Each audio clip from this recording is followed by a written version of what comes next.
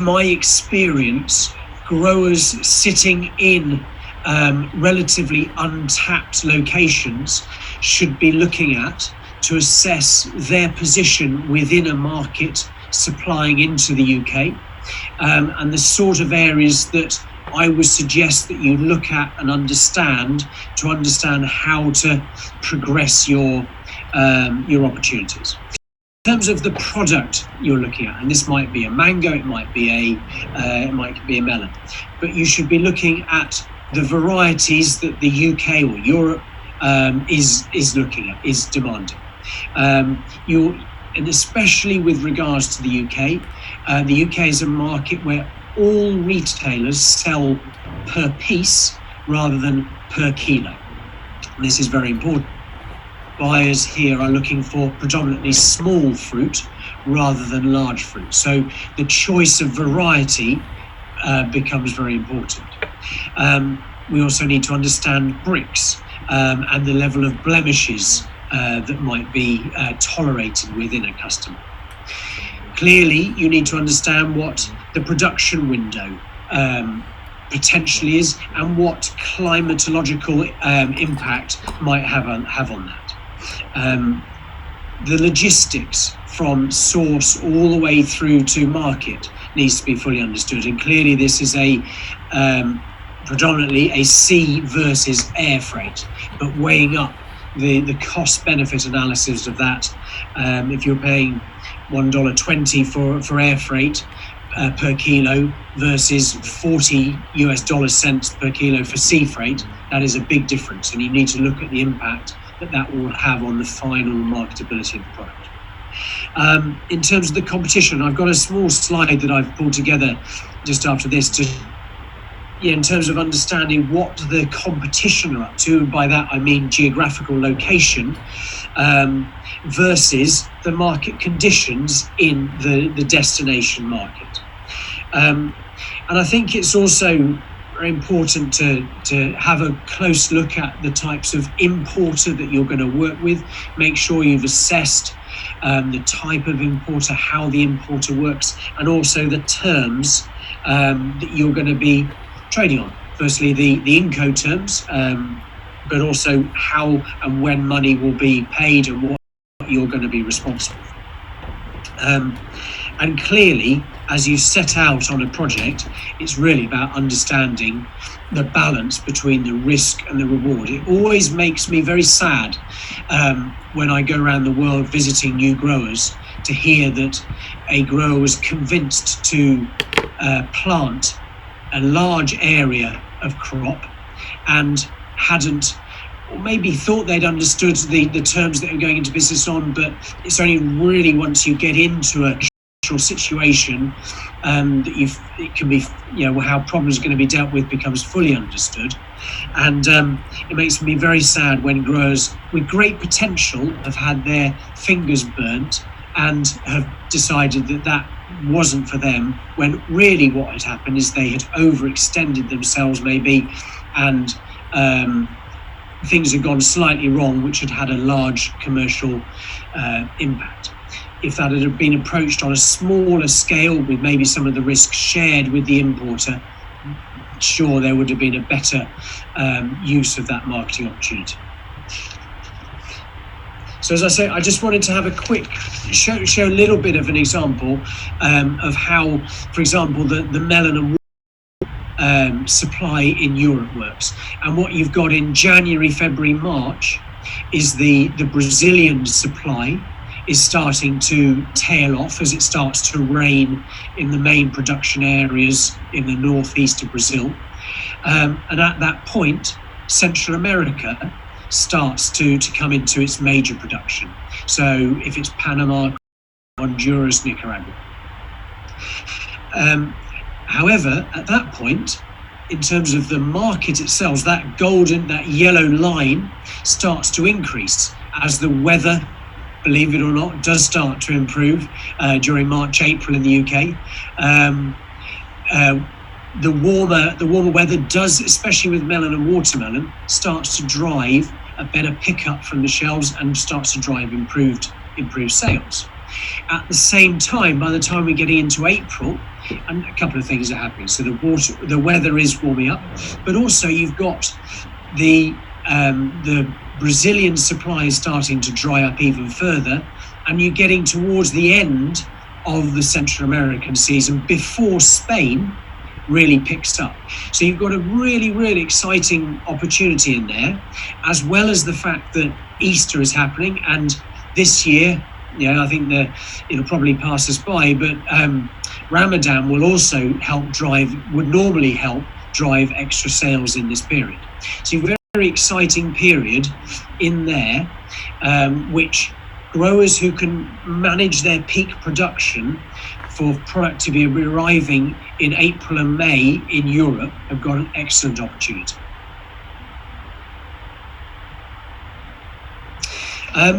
So if those are some of the production aspects that growers need to be looking for, I think I want to just quickly touch on the accreditation side of life. I think the UK over the last 10, 15 years has really led the way in terms of the levels of accreditation that we expect from growers. That's driven firstly from a food safety perspective, for which Global GAP really is the entry level certification level that we look for. In addition to this, and whilst Global GAP does actually cover a lot of the pesticide regulations, more and more we're seeing that the impact of the non-governmental organisations, the NGOs, the Friends of the Earth pressure that they can put on supermarkets has meant that most UK supermarkets now apply their own pesticide regulations over and above the standard UK compliance. So that's very, very important, given that this will, the supermarkets will consider applications all the way back through to the early stages of planting and flowering. In addition to pesticides, the corporate social responsibility aspect is ever growing. Base level really is SEDEX, and most retailers are now expecting a SMETA or equivalent audit to have happened. In terms of differentiating, clearly organic status and fair trade status are becoming ever important. I ought to say that the UK has its own requirements for labelling on arrival in UK port, as we do for phytosanitary inspections. Okay.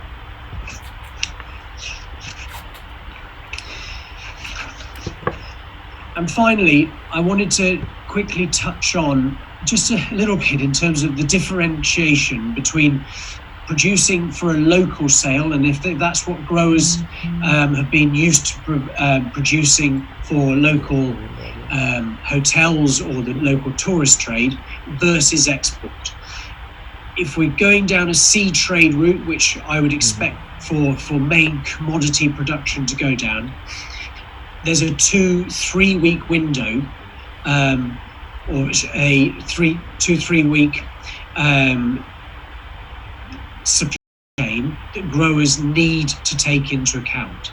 And any importer will need the grower to own the quality all the way through the supply chain. And that, if you look at products that ripen, so a mango, the UK importer will need the grower to take responsibility for the quality once it's gone through the ripening. The UK importer, we depend on the grower doing a job that will last all the way through to market.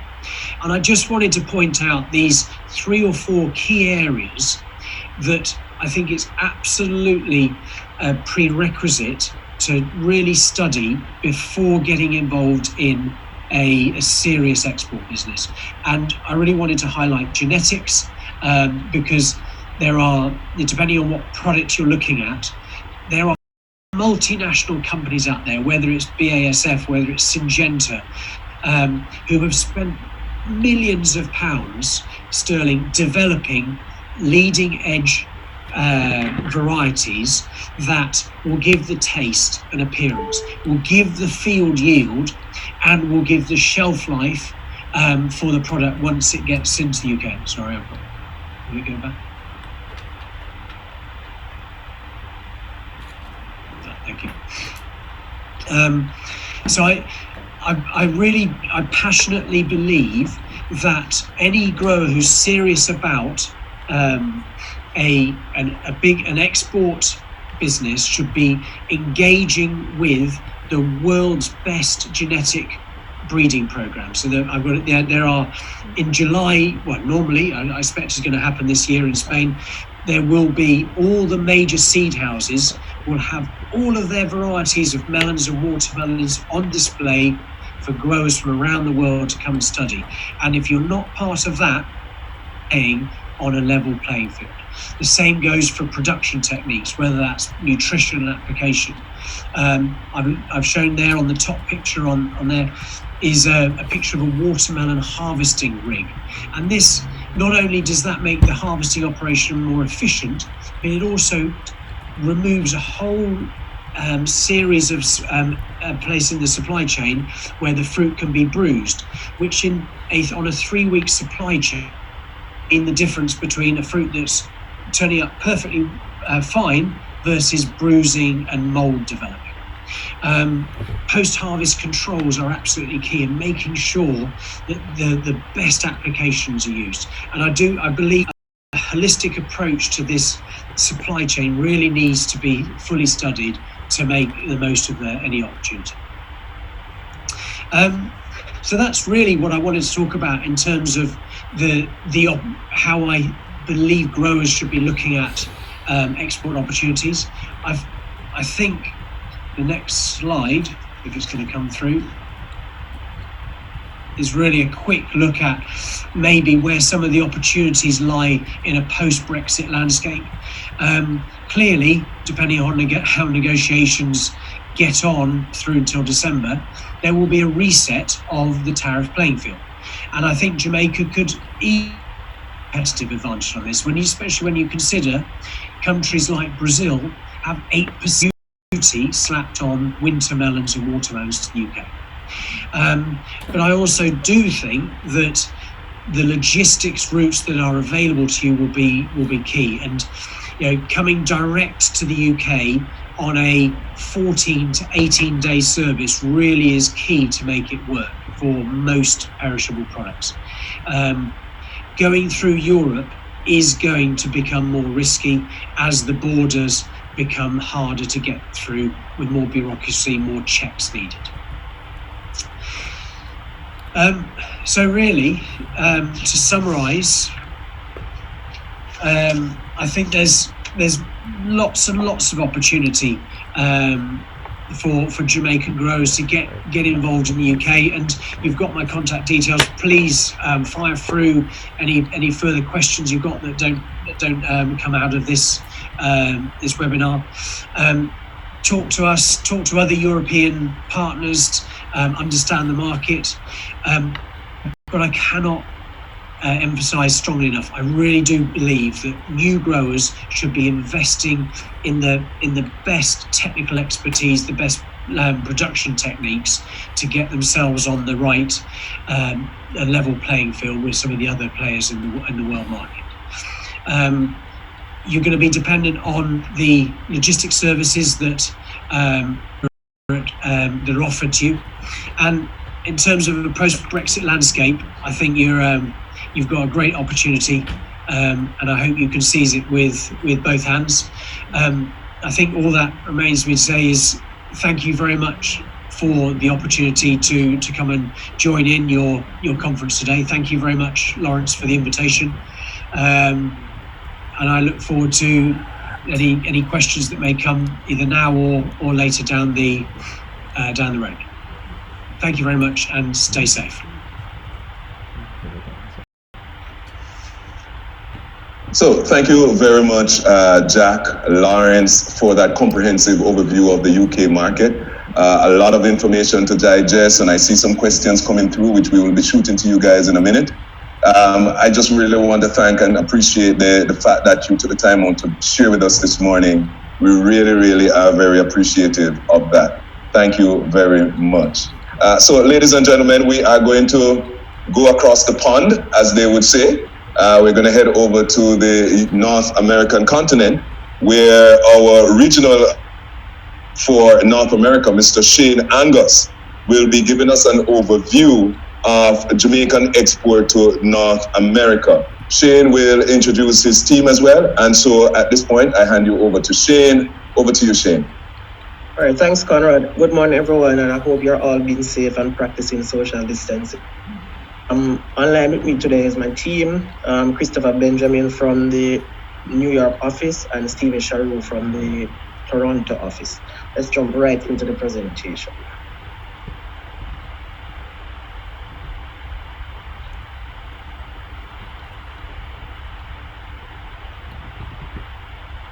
All right, so it's important to note that when we're talking about marketing for the region, we need to look at the base we're marketing for. Next slide, please, Chris.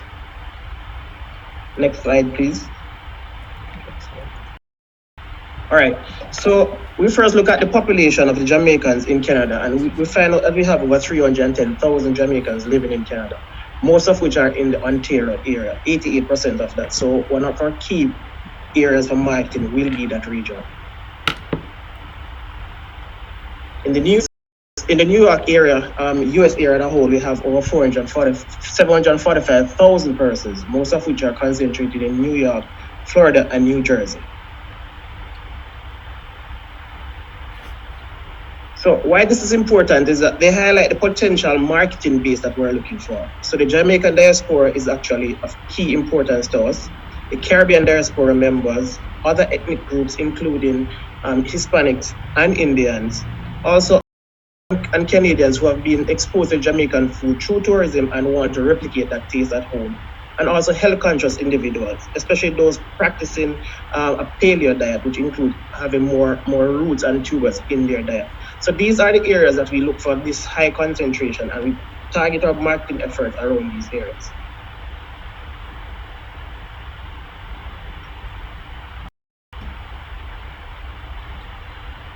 Okay, so where we stand now in terms of export versus our potential market is quite obvious. So we look at a few of the big opportunities here. Fresh produce in Canada is very large. We're actually only 50% or a little bit above 50% of where the market is supplying the market. So we're currently supplying $10 million worth of fresh produce into the Canadian market, but the full potential is actually 19 million. So we're just about halfway there. For the US, one of the biggest opportunities we see is actually in beverages. So we're currently supplying only $50 million worth of beverages to that market, but we still have an additional 33 million potential beverage export that we can do. So looking at this sheet, it highlights quite a bit of different opportunities in different areas, and beverages actually is strong for both markets as well as fresh produce.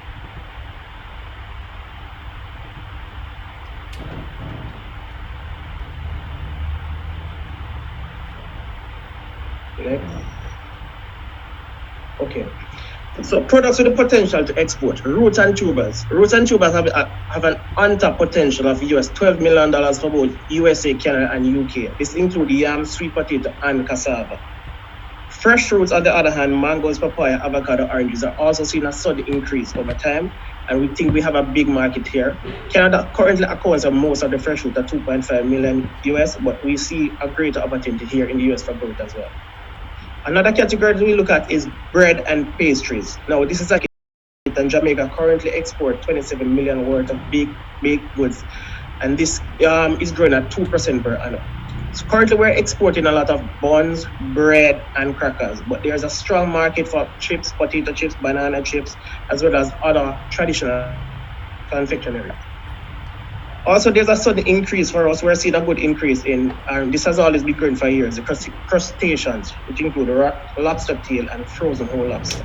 This is growing at an average of 4% per annum. So again, the to grow export to the US is great, and to start looking at Canada, as I think we have been able to touch the surface in Canada.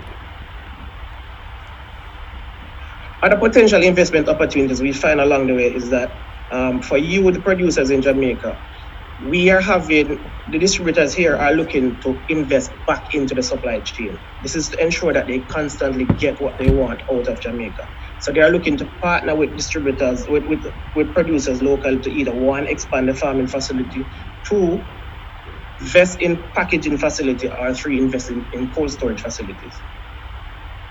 There's also the opportunity for you, the local exporters, to meet the demand of the importers through consolidation. Sometimes, in order to engage a large distributor, we would like for more than one exporters to come together so we can actually engage in producing the goods or delivering the goods that they're asking for.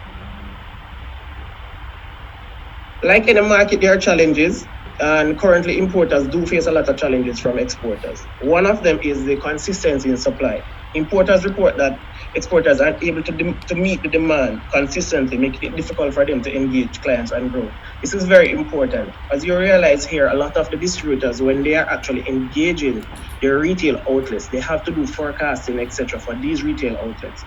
And if they are not able to provide the numbers or consistently provide the goods, then they're faced with a lot of challenges. And one such challenge is really them losing the market to other areas, or the Jamaican, probably Asia or America.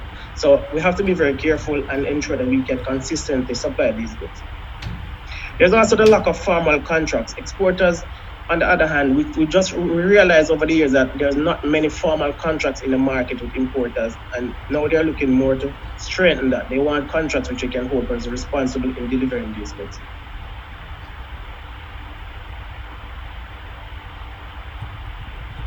Certification of facilities. This is great. Another area that we have to look at. Normally, a lot of importers used to take goods without not verifying where the goods are coming from or if these facilities are certified. This has changed significantly, and the authorities are now clamping down on these distributors to provide the certification or the different stuff needed to ensure that these facilities are actually good for supplying goods. So we are encouraging local exporters to actually invest in the certification of your facilities and your farm to ensure that we can meet that market. Back, please, Chris. Back up. Registered with international bodies for a dispute settlement. Importers want exporters to use international bodies to settle dispute that will arise. And this is very important because we have seen occasions where importers and exporters do clash about payments. If our exporters are part of these international body, will settle dispute for you and ensure that you'll get your payments once your goods meet the requirement that was outlined in the contract. And there's also the need to invest in marketing. A lot of distributors complain about our exporters not being able to help them to do sampling, etc. And they actually want our exporters to help them sometimes by either one, providing the samples, or two, coming on board to give them funding to do some of these in-store sampling. And also we believe that you can work with JAMPRO to be part of our events when we're going abroad. So you can actually come along and highlight the different products that you have.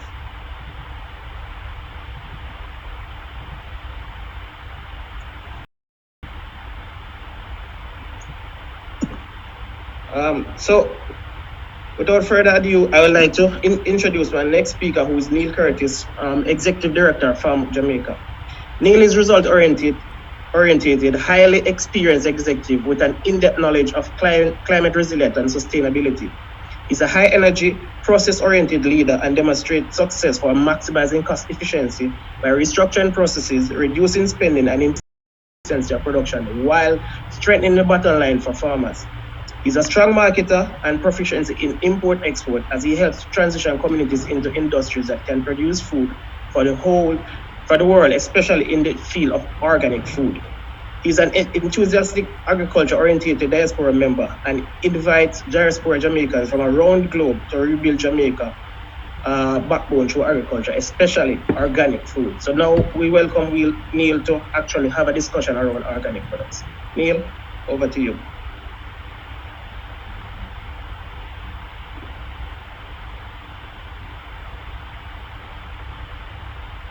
Neil, unmute your mic, please. Oh, okay. Am I with you now? Can you hear me? Yes, we can. Okay, I was just saying thank you so much for having me on your discussion this morning, and I think that is very important to put out the information regarding the whole organic market and how we believe that Jamaica is poised for that type market simply because of its size. We do see where there is a huge opportunity in the marketplace for organics, and I'm pretty sure that Jack can agree with that. Just because you see the whole certification that goes along with being organic is a tedious certification, and it requires traceability, it requires specific grading, it requires a little bit more of the farmer, but you can get a premium for what it is that you're selling. And we believe that if this type of agriculture is monitored correctly and done correctly, we can be a key location for organic food, because we do have all of what it takes to be that organic producing nation. Many of the lands that you look at in Jamaica are in the hills, are in the gullies, places where you probably cannot mechanize farming, right? I mean, a matter of look at the World Bank's layout of what Jamaica is, I think they have Jamaica as having about 11% of its lands as arable lands. Now, when they refer to arable lands, they're talking about flat lands that can be tractored, right? But you know, and I know, that most of the farming goes on in the hills, the banana farmers, the yam farmers. But in those hills are cool, so you could probably grow berries, you could grow strawberries and other fruits and vegetables that could be organic, because again, just with our climate and with the best practices and techniques, we can do things that are up to date and bring good, clean food to the market. I'm just trying to open my notes here, so just give me a second. Okay. And so Farm Up Jamaica, as you guys may know or not, we're a non-profit organization. We're formed to help reduce the importation of foreign food into Jamaica, increase Jamaican exports, put young people and farmers back into the field of agriculture through organic farming, and to help create, reduce poverty by creating opportunities, right? We've been on the ground for about 7 years now, mostly in the research and development of products and practices of how we can create organic food, and have a complete comprehensive monitoring system that will make sure that the fruit that our vegetable that's coming out of the ground gets straight across into the market, and make sure that it is what we promised it to be, right? And the consistency to make sure that that product can, if we promised it for 6 months, that it will last for 6 months, and that the farming practices display that. We have had good success in engaging the youth on the ground. We have had some good success in what we call best practices and understanding the lay of the land in Jamaica. Now, people think that, you know, when you get into agriculture, Jamaican agriculture is different. There's different pest pressures. There's different soil types. Those things have to be looked at. We have, over the last 7 years, been able to reduce the time frame that it will take to bring specific crops to market. We've also come up with organic methods and technology to be able to preserve fruits and vegetables for longer shelf lives after they've gotten to where they're going overseas, right? Just a case in point, we had Scotch bonnet peppers, where they would literally, you know, diminish over the course of maybe say 2 weeks tops after landing in the States. We've been able to extend that for a month, right? And so again, these are all organic techniques, things that are not going to harm the consumer or the fruit over the long term. In addition to that, we believe that the $80 billion market that is available to us as organic is a market that we should go after. Farm Up Jamaica has been preaching this since, again, 2013. And again, we have that market that is continually growing. Again, $80 billion market. We've been successful in certifying our farmers as organic in Jamaica. We were the first to certify the turmeric and ginger industry in Jamaica as organic, and that's an international certification. We were and included some 20 or so farmers in the process. We were also successful in exporting turmeric to the United States and the UK as yet, but I'm sure that that could be worked out, right? In addition, we realize that it's going to take good oversight, and it's going to take giving the buyer overseas what they want without surprises.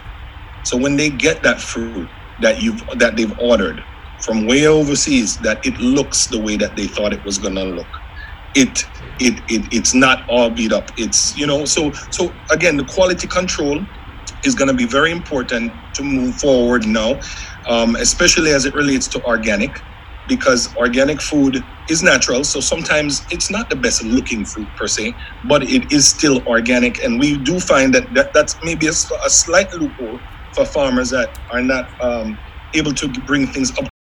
We do still want our products to look and feel the best. We want to be able to brand Jamaica as this organic haven. And we want to welcome people in from outside of Jamaica to come and taste our organic food. That means we'd love to even get that organic food into the local hotels and supermarkets in Jamaica. So it's not just an item. But we do want to be able to grade our items and send our best abroad, because again, it's still organic. So whether you have the smaller one or the bigger one, it's organic food. It has no chemicals, no pesticides. And in fact, in the processes that we are using now, we're not even using manure, right? So we are using just reconstruction. Again, new techniques where we find attract less pests and help to take our youth and our farmers to a higher level easier and quicker. Again, another part of it that is very important is that we have new farmers on board. We have young people. We've been training for the last 7 years, people that are 17 to 24 years old. We would love to see a market or an organic buyer partner with some of these younger generation persons as they are ready to become what we call agri-entrepreneurs. And we welcome that, and we can help to guide that along the way. We also have found that the export and bringing things into the United States can be tedious at times, especially if you're trying to export an organic that's not supposed to have chemicals sprayed on the product. And then you have this fumigation process in many cases that wants to still spray your products, but the USDA has now come up with an organic technology, and they're going to be implementing, or maybe have even started to implement that, so that they have something that is eco-friendly that they will spray instead of the harsh chemicals. We look forward to those types of things. We do believe that Jamaica should stand together in organic, because it just means better health for more people, not only in the island, not only abroad, but also in the island. And there's a rampant rise in things like prostate cancer, and even this COVID virus. You hear people telling you that if you're eating healthy food and you're eating proper, that most likely you will survive even if you do catch the COVID-19 virus. So when you talk about health, that's also very important as it relates to organic and organic food production. But again, we see where Jamaica, based on its size, is the garden for organic food in the Caribbean. There are so many untouched lands. There are so many under-farmed lands. We look at the major farms and we figure that is the only areas for farming in Jamaica. But we have to realize that all of those lands that you drive by on the roadside, all of those lands up in the hills and the mountains that are under-farmed and not being used, can be used for organic food production. These lands have been sitting fallow, in many cases for 20, 30 years. Now it only takes 3 years of land sitting fallow to qualify for organic certification. People don't even realize that. Land that has not been used can easily, immediately qualify for organic certification. And here is where, again, we believe that there's a loophole where Jamaica could move quickly into the organic market. Remember, many of the farmers in the United States, a majority of them, would love to transition their farms from conventional to organic because the price is just more money. They can get more for the produce. They're having a problem doing that because they cannot shut down the farm in order to rest the lands for 3 years with no income. But Jamaica is there already. So we need to take more advantage of it. My name is Neil Curtis with Farm Up Jamaica. I'm not going to take up too much more time because I know I'm probably over. But please, we need to plug in together and get some good things going on the ground. Thank you very much, Neil. Shane, thank you also very much for giving us an overview of the North American market. We really appreciate that. Neil, there was one quick question for you. I'm not sure if you'll be able to answer that question, but it asks, what are the entities in Jamaica that does organic certification? So I'll just give you a couple of minutes to answer that question. Okay. So the entities that are working on organic, I don't know that it's 100% complete, but I know that the Bureau of Standards is working on organic certification. Our certification we got from an outside source that was out in Germany. And so there are outside certification bodies that can give you an international certification. It doesn't necessarily have to have the Jamaica certification. Now, if you are just selling locally, then you will need to certify within Jamaica with the local certification body.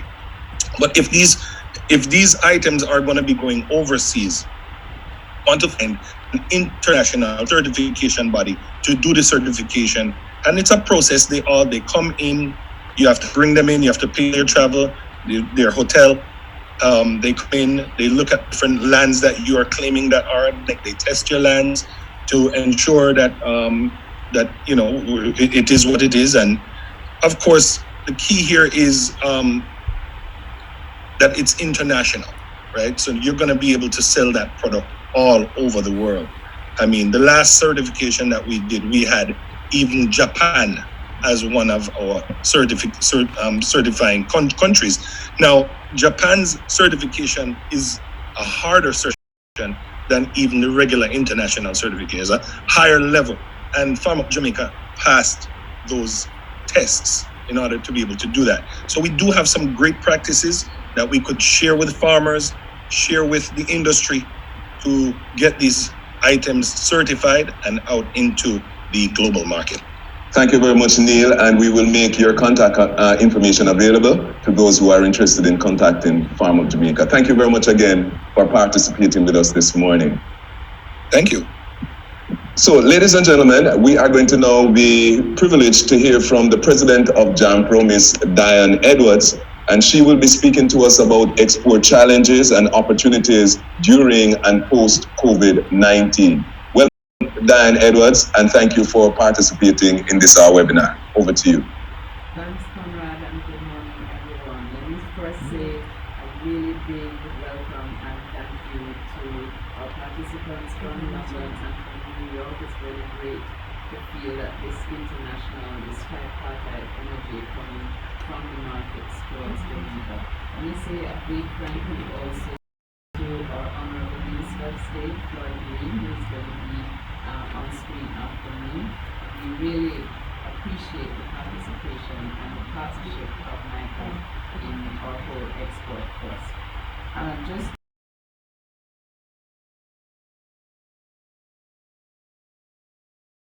for those exporters, producers, growers, manufacturers, and those who just want to get into the business, you are all welcome. We need to talk to all of you, and I wish I could see your faces now. And I really hope that you are staying safe and healthy in this period and following the precautions and protocols that our government has issued, because it's really critical that we take this period seriously and that we stay safe and keep our fellow countrymen sake, because a lot of us don't know that we are actually carriers. So we've got to remember that. So one quick point before I get into my presentation. There is a representative of the International Federation of Organic Agricultural Movement in Jamaica, Dorian Campbell. We are happy to put the question and the person who asked that question in touch with the local representatives of this movement, because organic certification, as Neil said, is really important in the marketplace and very much appreciated by consumers in metropolitan areas. So let me talk to you a little bit this morning about exports and COVID-19 and what Jamaica's challenges and opportunities are.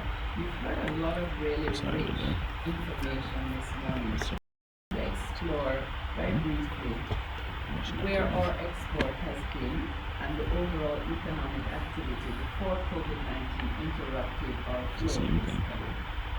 What is the impact of COVID-19? How is this going to impact us and challenge our export capability? And what has been our response to COVID-19?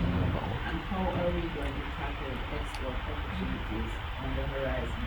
And of course, to finish up by saying how JAMPRO can partner with you to improve your capacity to export in this period.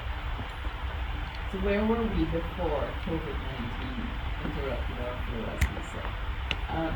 Jamaica's economy had actually strengthened significantly. We have been voted the best country in the Caribbean for doing business by Forbes magazine.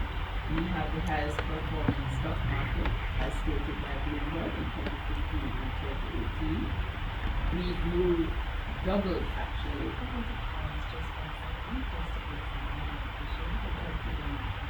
Oh, so just no.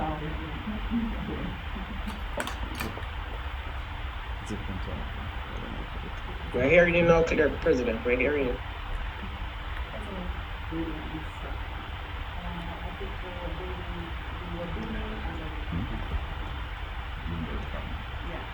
Okay, so I was talking about where Jamaica's economy was before COVID-19. So, best Caribbean country for doing business according to Forbes, highest performing stock market according to Bloomberg in 2015 and 2018. We doubled our number of outsourcing companies to over 60 in the last 10 years, and our employment in the industry grew from over 12,000 in 2012 to over 40,000 today. We have seen an increase of 45% in tourism arrivals to 4.3 million in the last decade. We are now voted number 71, or ranked number 71 out of 109 countries in the World Bank's 2020 Doing Business report. So the Jamaican economy was pretty strong and stable and actually poised for growth and for takeoff. Our export performance has been challenging. We have been working to diversify exports, and exports of goods and services is now more than 30% of GDP in Jamaica. Major export markets, as you heard already, continue to be the US, UK, and Canada. Manufacturing, mining, and agro-processing have been our top three export sectors, facilitated by JAMPRO, but also holding their own. And we know that mining has had a lot of challenges in the last year due to the decline in the world market price of bauxite. So we are facing a challenging economic environment all around. We have had strong performance by fresh produce, but we heard from Jack this morning that the opportunities for fresh produce are alive and well, certainly in the UK market and also in the North American market. And we've seen an increase in non-traditional exports in 2019. However, change is coming in trade, and COVID-19 is having a big impact on exports and on the global economy. If you look at the shock that coronavirus is and really the aftermath, the economic impact is going to have, this is going to be seriously severe. We're going to see a loss of productivity because many countries are in lockdown. Many are ill or recovering. So there are people still in quarantine. There people and countries are in different phases of the cycle of this virus. So we're going to see challenges abound and challenges continue. Sectors like tourism have hit other sectors that supplied into tourism have hit them really hard. Even trading powerhouses like China are experiencing a decline in exports. So we're all going to feel it, and I'm not trying to minimize that. However, we really need to look at how much it's going to impact us and what can we do to get out of this. Some of the challenges ahead, UNCTAD has actually expected a decline of 2% in global trade. 2% is a huge amount, and we are going to feel that in our markets in Jamaica, both our internal tourism market, while tourism is on lockdown, but also in our export markets. Global value chains and global supply chains are certainly going to take a hit. What this means is that a lot of the products that came out of China going into the US, because China was a manufacturing powerhouse, we are going to see that their supply chain is impacted, and so we're going to see a lower flow of goods into the US market, which will impact our port of Kingston, of course. We see that international manufacturing materials and inputs are going to be harder to source. We're going to see MSMEs having a really tough time managing cash flows based on the demand for their goods and services. But there is a way forward. There is life after COVID-19. A lot of people accuse me of being too optimistic, but I'm not going to apologize for that, because I think it is how we believe and how we manufacture and how we mold our energies towards the solutions that will come out of this crisis period. That is what is going to take us through. So luckily, the Jamaican government has been really quick to seize on what needed to be done during this COVID period and has reacted really quickly to the crisis.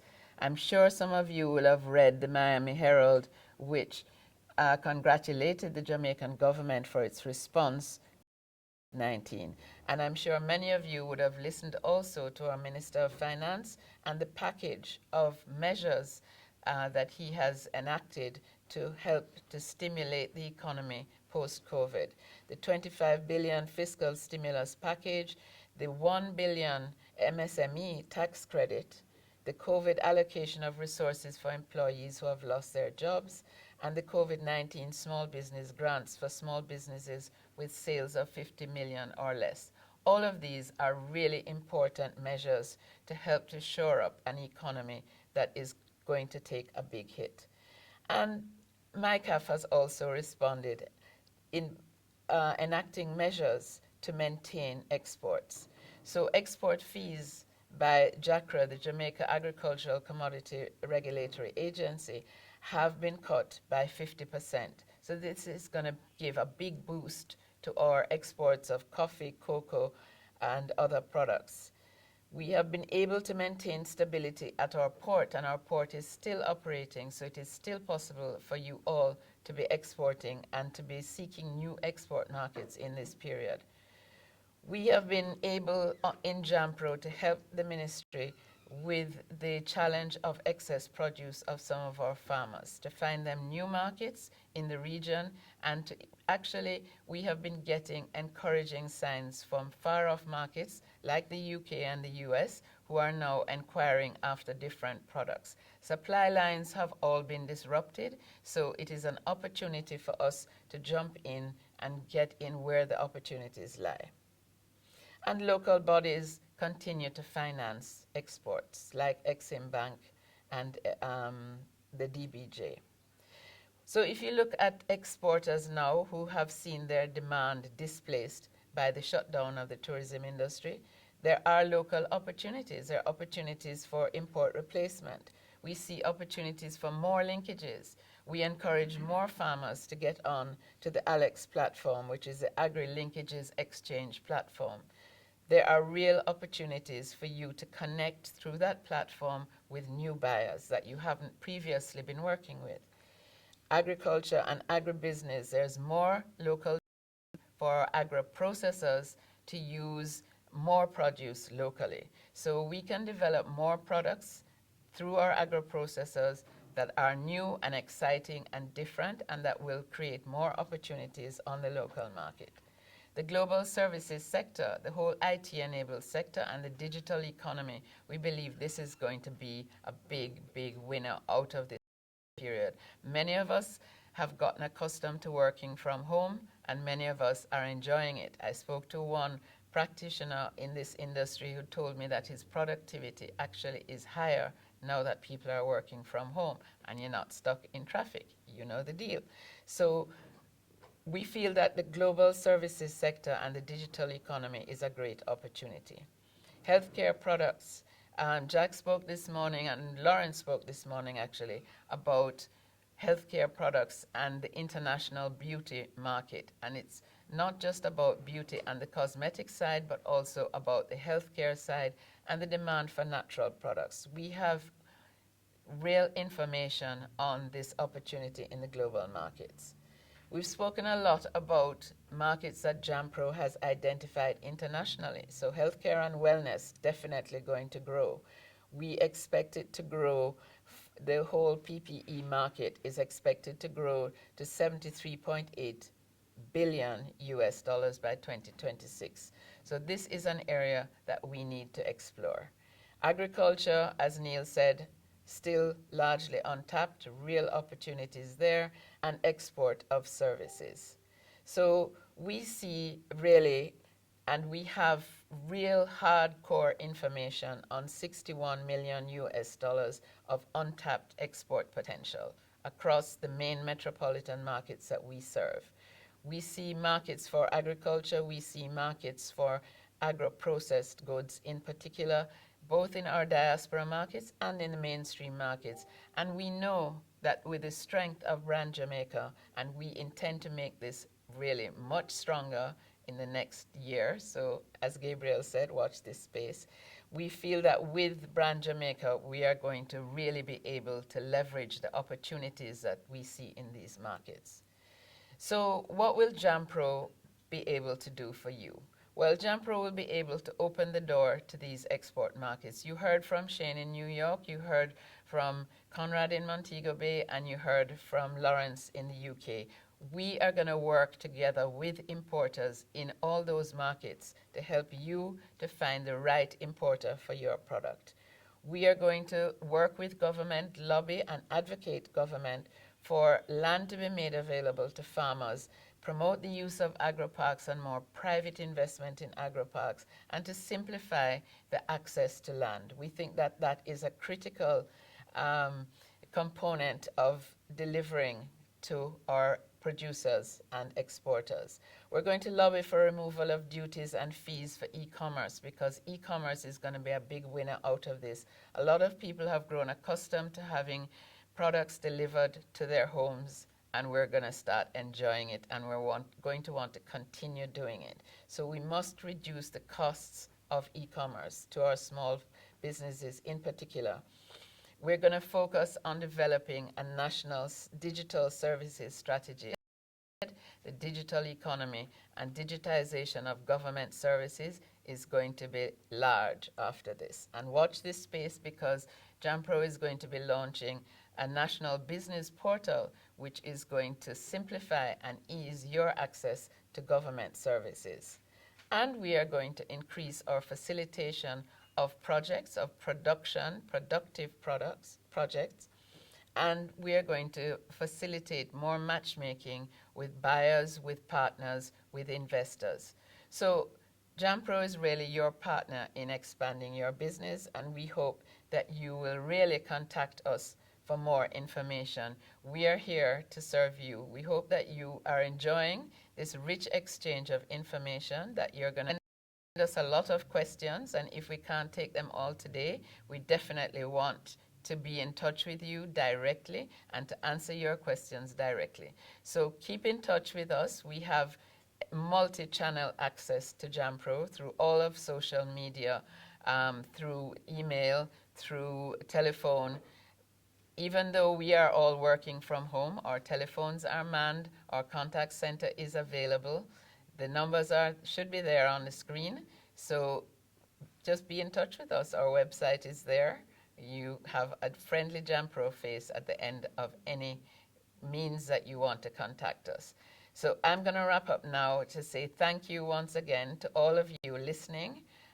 We got some great questions last time we did this. So send in your questions. If we can't take them all today, I promise you we will answer all your questions going forward. So thanks for listening. I hope you are enjoying the exchange, and stay tuned now because I know Minister Green is going to have some great words for you coming on the end of this. So thanks again.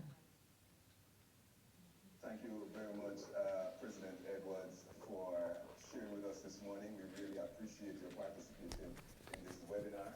The information you shared was rich, valuable information. In fact, I think you answered a number of questions that came across to beauty products, with regards to logistics, with regards to whether or not we are open for business here in Jamaica.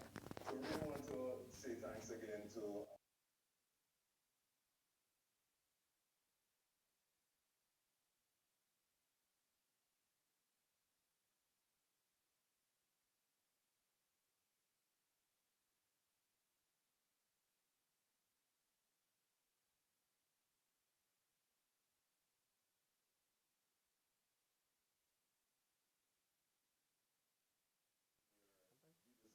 you'll also see the number of participants and so on. And there is a little checkbox there, a little dialog box which says Q&A. You can go there and you can share your questions with us. Again, are we going to be taking questions? Participating with us. Are we going to be taking questions? Stay with us, stay the course. The information coming up next by our minister, I'm sure you would not want to miss that. So I just need to be 2 minutes. You to stay tuned and to keep sending in your questions. We will endeavor to answer as much of them as we possibly can this morning. If not, we will at some other point do so.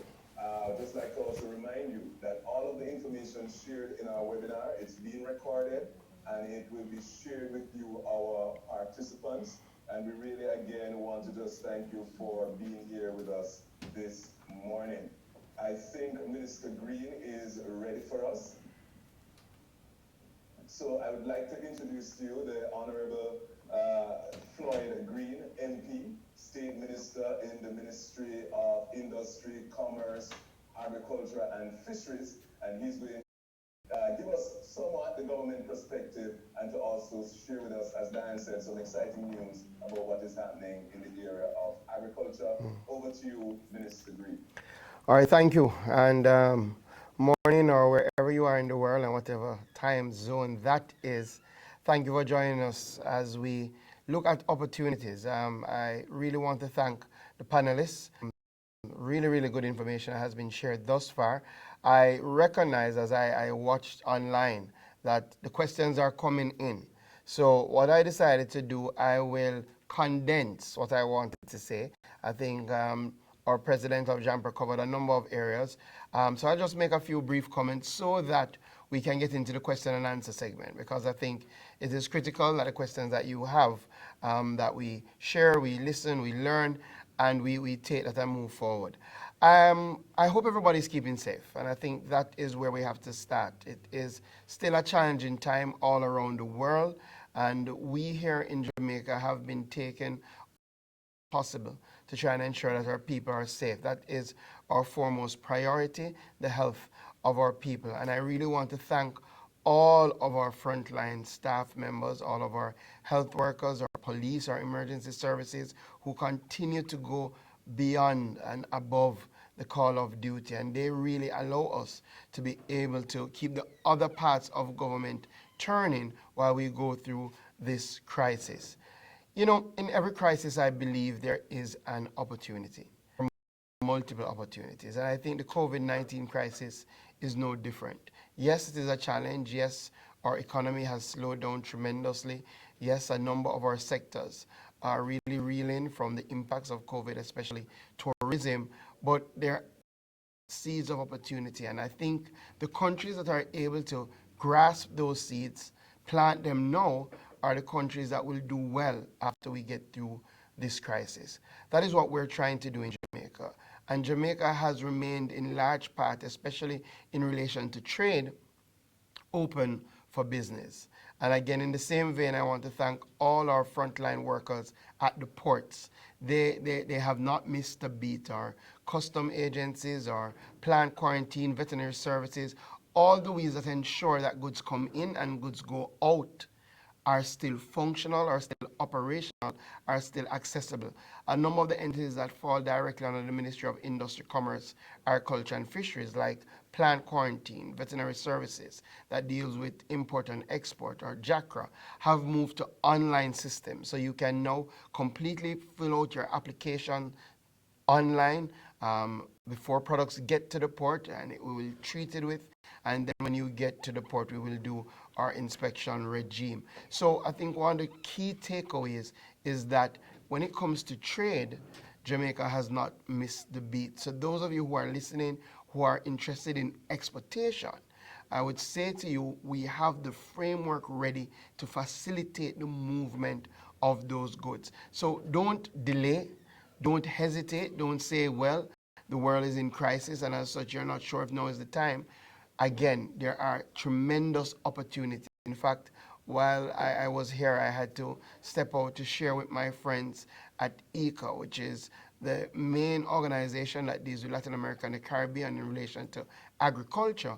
And a number of our regional partners are saying that there are some shortages in areas of agricultural produce because, again, depending on the extent of the lockdown, depending on the regime that has been put in place, some of them have seen significant disruption in their production numbers, and as such, that means there are opportunities for us to tap into those markets. What is the local situation in relation to agriculture? I guess just like most other countries, we have not been spared in terms of the downturn in demand.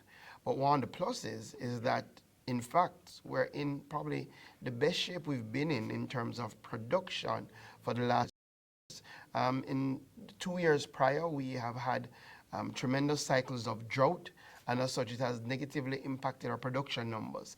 In fact, in the last quarter, agricultural production is up 7%, and as such, we are seeing across all productions, vegetables, fruits, tubers, all our meat production is significantly up.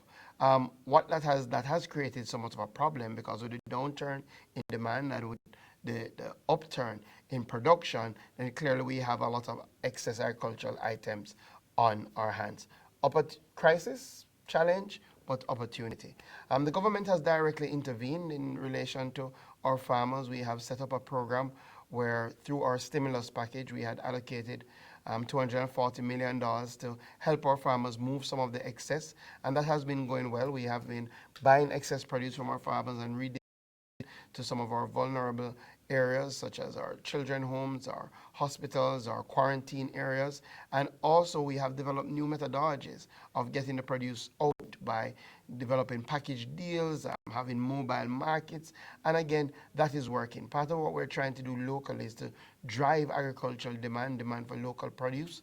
We have a brand new campaign, which I hope you have seen, you will all log on to, which is a Say Yes to Fresh campaign, which is a partnership between the Ministry of Industry, Commerce, Agriculture and Fisheries and our private sector partners to really drive the consumption of locally produced goods, especially agricultural goods. So that has been going well in terms of to keep our farmers motivated. We believe this is important because we want them to get back into the field and planting. In fact, April is Farmers Month, and we have been sending the message that despite the challenges, despite the difficulty, let us get out into the field to plant. And we have a number of our farmers have answered that call, and the ministry will be working with them to provide various inputs. In fact, a number of our private sector partners have already put in special deals. I know H&L has made $2 million available for inputs to go into the field to get our farmers planting again. So on the supply side,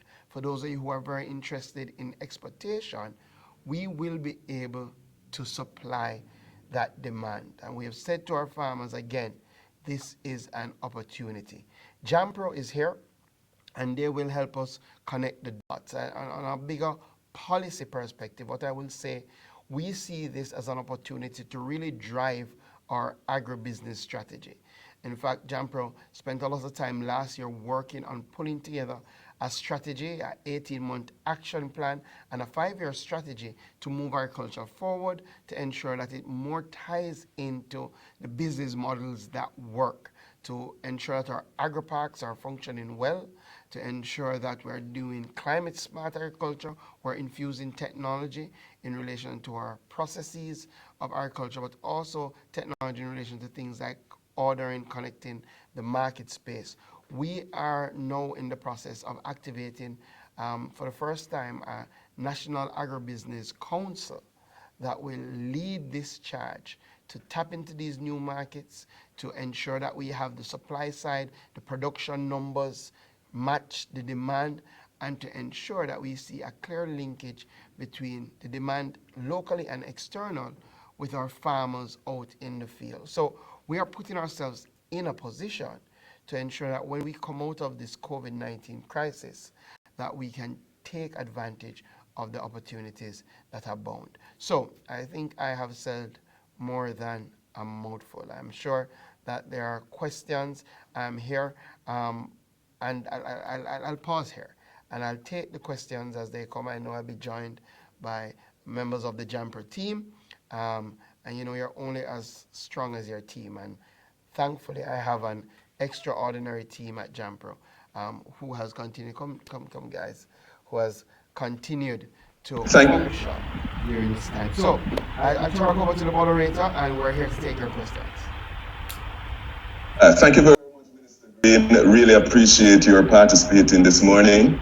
And I have a very interesting question for you. Someone who is watching us from Cayman wants to know what are the opportunities for the export of Jamaican goods into the Caymanian Islands.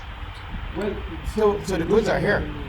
You know, one of the pluses is that even before COVID, we said to our manufacturers, we called them in, we looked at their supply chains, we said to them, please activate your business continuity plan in case of any emergency. All of them said to us that they would be ramping up production, and they have. So across our manufactured goods segments, we have ramped up production. Across our agricultural produce, I say we're at, we've seen a 7% increase in production numbers. So there are excess produce that we're looking to move. What you would have to do is contact JAMPRO. Contact JAMPRO so that we can make that link to ensure that we get somebody here who can provide whatever item you're interested in, and that we have on the receiving end somebody in Cayman who can deal with the distribution side. So if you are online now and you have a company to deal with distribution and you're interested, contact JAMPRO, and we will do the follow through. Listen, JAMPRO does the hand holding. So there is no matter too big, no matter too small, that we can hold your hand and make those connections. And I don't know if President wants to chip in, but we have what you need.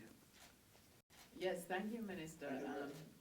And Conrad, I would just like to add to that we have a lot of excess produce at this moment. We have really good deals on things like lettuce, cabbage, all the greens that you can imagine putting into your green juice if you're a green juicer like me. We have tubers from potato, sweet potato to yam and all the versions of yam. We have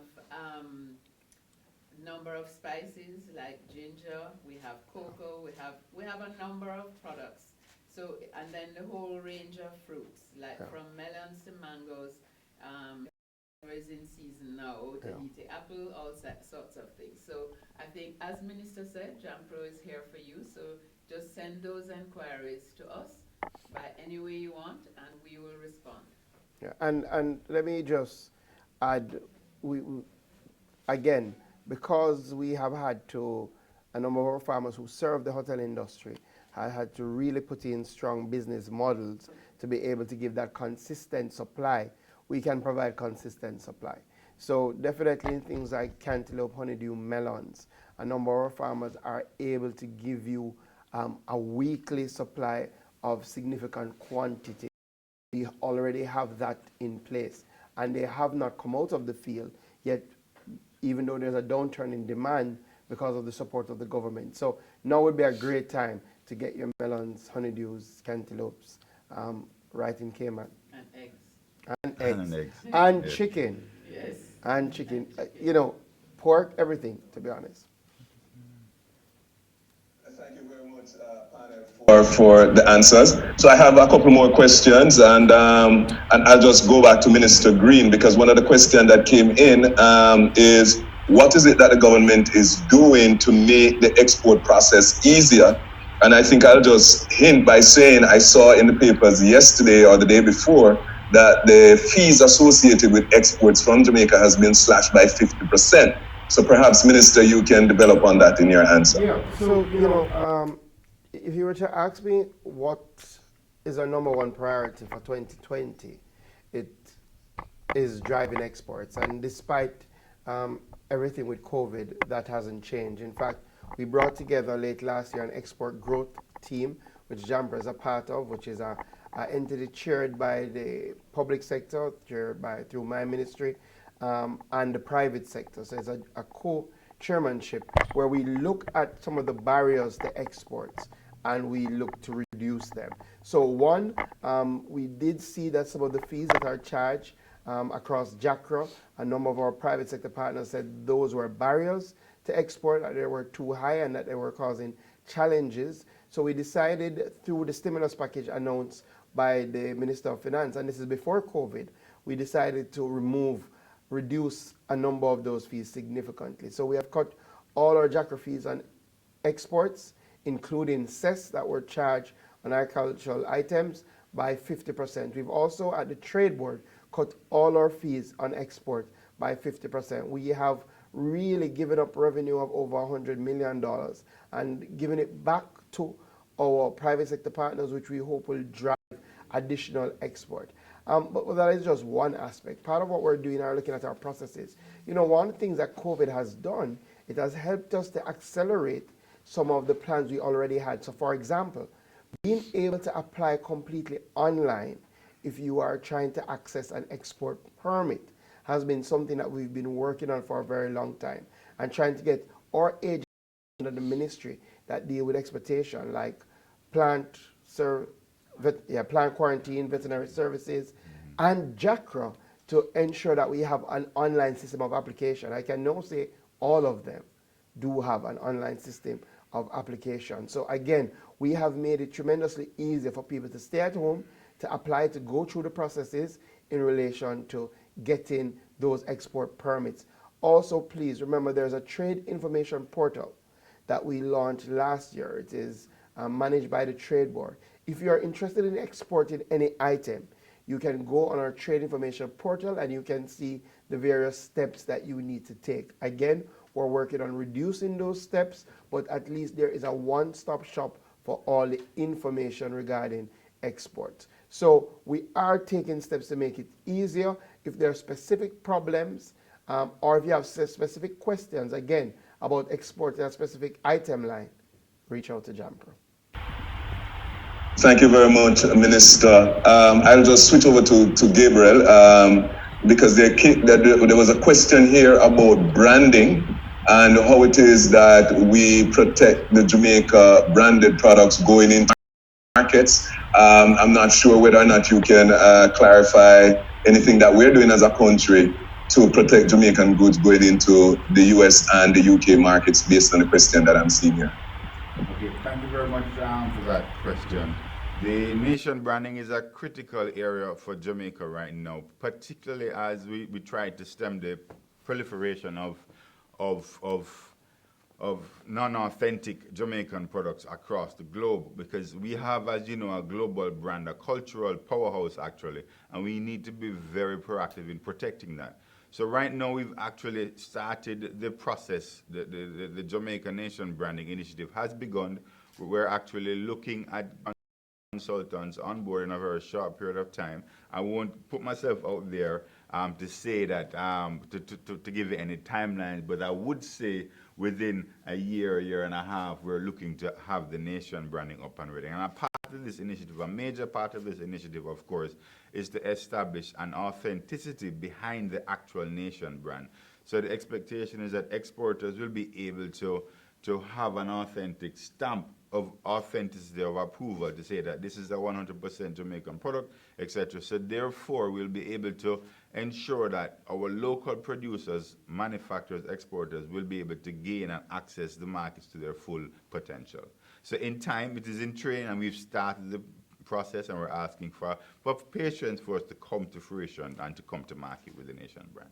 Thank you very much. And Conrad, in the meantime, I would just remind our listeners that there is a Jamaica Intellectual Office, Yes. which is also a sister agency of JAMPRO, which reports to MICAF.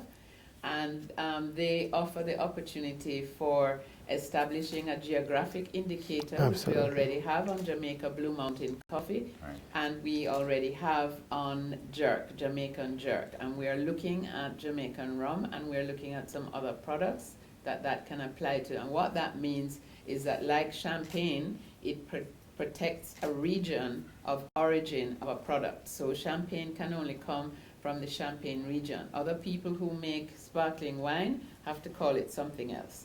So that's what we really need to do with more products. We're actually working right now in JAMPRO with some partners out of UWI on castor oil, Jamaica castor oil. So we need to become much more aware of intellectual property and the opportunity to register and trademark our products and our brands. Yeah, and for those of us who are into developing new products and new products line, just to indicate, we have a brand new patent act. So it has really put us at the forefront of the patent system across the region, and we're now in the process of ensuring that we get the Madrid Protocol brought into play, so that when you register here, you will have protection all over the world. So we're taking those steps and taking them very seriously. Thank you very much, panelists. I just have a couple more questions before we wrap. And one of them has to do with logistics. And the question is, with the advent of COVID-19, how do you see that affecting the logistics of getting Jamaican goods to the various markets? And how do you think that will impact exports?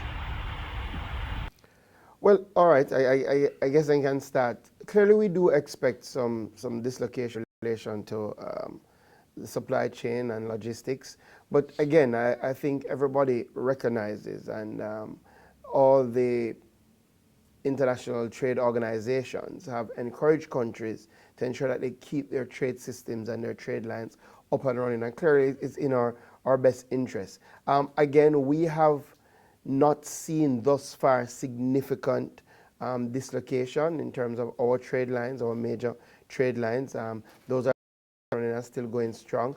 Clearly, further afield markets may be more challenging because of the need for shipping lines, but what a number of people are doing and what the airline companies are actually facilitating is a more economical way to move produce and to move items by air. Because again, with the downturn in the airline industry in passenger travel, a lot of them have had to look to cargo as their new go-to in relation to raising that revenue stream. We do see that there will be an uptick in the take-up of cargo by airline services. We believe, and we've already seen, that rates are being lowered so that more people will take that as an option. So we believe there will be alternatives. And the critical thing now is to tap into those alternatives. Thank you very much, Minister. Just two more questions before I hand over to Gabriel, who will be doing the wrapping up for us. One of them has to do, Minister, with bee farmers. They want to know, what is the government doing for them? Is there assistance for them? And how can the government help them to export their products? Yeah, so, we have really seen significant rise in our honey production through our bee. It was bee farmers, yes? Through our bee farmers. Again, what we have outlined is a general package of support especially looking at the areas that are most hard hit. A number of our beef farmers did have challenges, but it was more direct.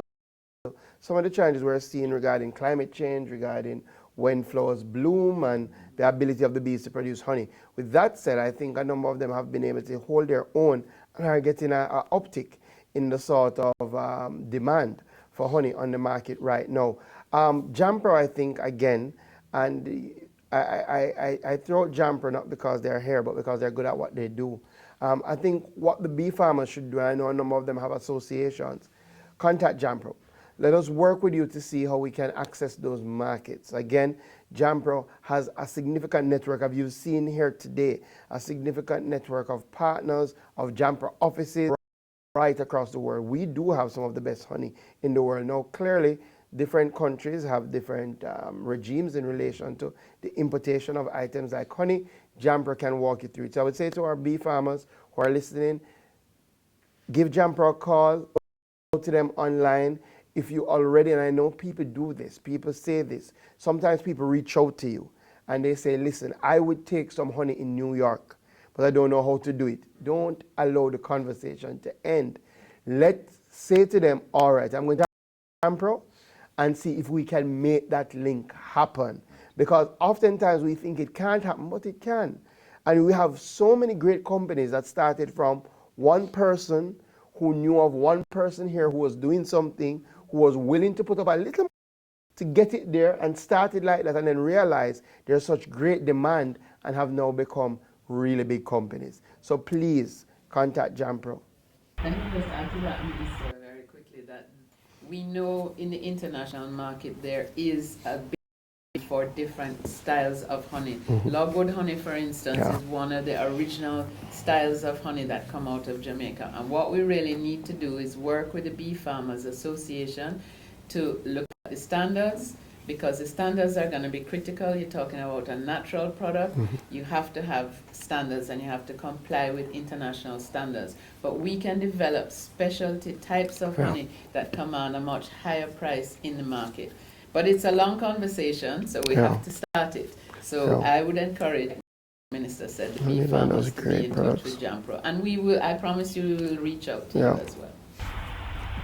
Thank you very much, all. Just one final question. This seems to be a local question, Minister. They're asking about mobile market. With that. All right, so and since this is the final question, I did see two questions. I'll try, hopefully I remember when I finish to treat with them. All right, so one of the good things is that we have, as a government, focusing on health, ensuring that our citizens are safe. We also recognize that food security is critical. So we have exempted a number of our agricultural, parts of the agricultural industry as we fight COVID. So agricultural transportation, the transportation of agricultural produce has been exempted throughout all the sort of restrictions that we have had. Our markets, while they have been given times to control the sort of gatherings that we have, our markets have been allowed to function. Part of what we've been doing from the RADA perspective as we move the excess produce is really looking at those mobile market concepts. So we have already started with our private sector partners offering things like package deals where people can buy a box of produce and people go to a specific location and engage in that in that produce and get the produce delivered there. Now we're going into a phase where, again, trying to partner with private sector partners, we go into communities and bring the produce into the communities. I say two things. The government wants to facilitate this process, not necessarily do this. And it is a clear but important distinction. Thus far, we've started doing some of it. But I genuinely believe that this is a great opportunity for an enterprising Jamaican who has the wherewithal, who has this idea to, right across the land of America, work with us at the ministry to move some of these produce through mobile markets. I've been encouraging more Jamaicans to set up e-commerce platforms for the delivery of fresh produce. I know at least 3 have answered the call and are working that through, and we want to see more because we believe that this industry will survive after. If somebody can stay at home and order a reasonably priced basket of fresh produce and it is brought to their gate, I guarantee you, even after COVID is gone, they will still want that convenience. So it is an opportunity. So I want to say we're willing to facilitate it. I'm putting out the call here again to say if you're interested in mobile market services into various communities, approach us at the ministry. You can reach out directly to me. You can reach out to JAMPRO, they'll reach out to me, or all my social media handles, Floyd Green JA, or you can email me, fogreen@micaf.gov.jm, and tell me that you're interested, what you have in mind, and we'll try to make it happen. Two quick I saw online. One, people always ask about locally about getting land to go into agricultural production. We are in the process of distributing land and trying to get land that used to be in sugar production into active agricultural production. So two entities that you can contact. One, the Sugar Company of Jamaica Holdings. You can reach out to them, send them an email. They can send you a listing of available options. You have to have a business plan. You have to have a proposal, right? And you have to have a long-term vision for what you want to do clearly. Because again, we're leasing government assets. So it has to be able to stand up to scrutiny. But contact the Sugar Company Holdings and also contact the AIC, Agricultural Investment Corporation. They deal with our agri-parks, and you can see if there is any land available for people who want to farm. I don't remember the other one, but I hope it may come back, or I'll see it after and respond directly. Thank you very much, Minister. Thank you, Diane, and of course, Gabriel. Just want to close out by directing to Lawrence and to Shane, because these questions came in. I need to find a buyer in the UK or the US. Can you guys help me? So I'll just have you answer that, and then we just go over to Gabriel, who will close off for us. Thank you very much, Conrad. As I alluded to in my presentation earlier, we certainly would wish to do that. That is our primary mandate here, to facilitate the exports. And we strongly believe that that can only be done by understanding the product be exported comprehensively. And that is done by us engaging directly with the exporter, breaking down the specifics of the product they wish to export, advising them on the regulatory and voluntary standards, and going out and shooting them with the buyers. We feel that you are going to get a contract faster if the buyer has all the details they need to make a desktop assessment of the opportunity. We can do it the other way and go back and forth, but you don't want 6 months later and we're closer to where you want to be. So that initial meeting and initial follow-up discussions, that will help us to help you a lot faster. And I'll hand over to Shane now. Thank you. No, you answered the question perfect, Lawrence. I mean, that's the exact same answer I would give. So, yeah, Conrad, back to you. Thank you very much, ladies and gentlemen. I hand over now to Gabriel Heron, VP of Marketing at JAMPRO, with the closing remarks and, of course, the thank yous. Many thanks, Conrad. We've had a very engaging session so far, to say the least. We're a little bit over time, so I'll try and make it as quick as possible. I thought that this session was rich with information, and I'm anticipating that we'll have a rush of contacts coming into JAMPRO about the export opportunities that were outlined here today. You got a number of detailed oriented points in terms of the actual figures, the financial opportunities, the actual initiatives that were outlined. One of the more significant ones in my mind was the 50% reduction in the export tariffs, which is significant, which I want to highlight before we leave today. But I also want to thank you, the participants, for a very engaging Q&A session. We are mindful of the challenges, but we are now armed with opportunities that present themselves. And that in and of itself allows us to move forward. Thanks to Jack Wilder and Neil Curtis, who provide insights into the buyer's world. And I particularly liked this part of the session where we got rich information as to what the exporters locally really need to focus on to get their products into the overseas markets. And that's really what it's all about. Special, of course, to the JAMPRO marketing team. I'm not going to leave my team out, guys. I'm sorry for staging this webinar. And of course, our regional manager, Shane Angus and Lawrence Jones, for providing an overview of their respective markets. We leave with a better understanding of the requirements, the demand that is there now, and the export potential.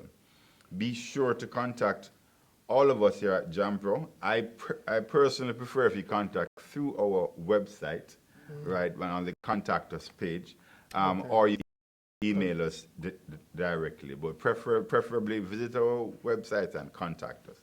Thank you to Minister Green for presenting a realistic, compelling, and positive picture on the government's activities in support of driving exports, both during COVID-19.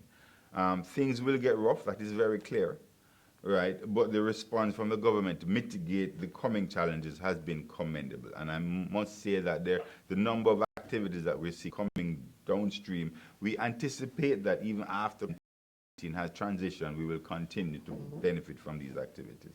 The JAMPRO's president, Ms. Diane Edwards, who in her inimitable manner framed the export conversation by highlighting the previous and current opportunities, as well as the challenges that we currently have, while etching out a path, even during this period of uncertainty, for us to begin the mapping towards Jamaica's full recovery, with exports being front and center.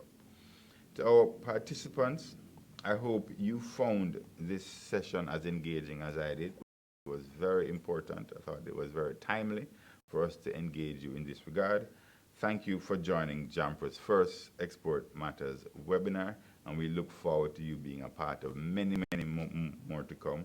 Stay safe, stay healthy, and let's continue to do business. Thank you very much. Excellent. Excellent.